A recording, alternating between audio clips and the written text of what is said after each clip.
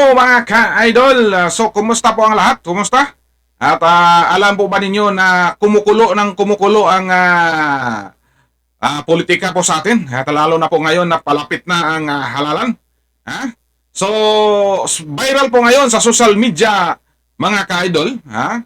Sa ito pong naganap po sa atin diyan sa Pilipinas sa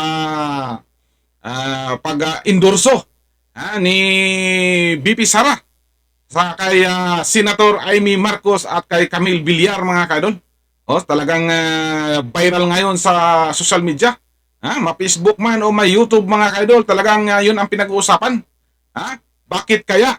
Sa mga nangyayari ni Tatay Digong at sa kagawa ng administrasyon, so may lakas loob pa si Inday Sara nga i-endorso niya si Senadora Amy Marcos, ang kapatid ni Presidente Bongbong Marcos. Pero hindi natin alam, mga kaidol, ang kwento sa likod nitong nagiging desisyon po ng ating Vice Presidente. So sigurado tayo, mga kaidol, na talagang may bas-bas din to ni kanhi Presidente Rodrigo Roa Duterte, kasi hindi naman siguro na magagawa ng sarili desisyon po si Inday Sara kung walang bas-bas po ni Tatay Digong, mga kaidol. Pero granting without admitting, mga kaidol, sa kanyang pag-endorso, hindi naman nakakasama. Pero ang pulso ng taong bayan, mga kaidol. So kayo na ang humusga kung isama nyo ba ito sa Boot Street, ang PDP Laban, ang dalawang dinagdag at inendorso. So may ano pa sila, mga kaidol. Nakita nyo ba, nakabandira, mga kaidol, ng suot nilang itim. Ang suot ng itim ay nagsisimbolo daw sa kadiliman sa mga nangyayari. Okay?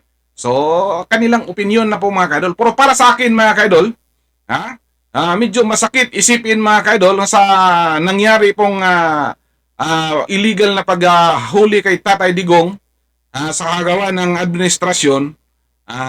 Pero hindi sarado ang loob ni Inday Sara na bigyang pansin si Amy Marcos. Although, mga kaidol, si Amy Marcos nagkaiba din sila sa kanyang kapatid, sa kanyang bunsong kapatid. Hindi natin alam, mga kaidol, ang mga gumugulong ngayon ng mga isyo, nag-viral ngayon.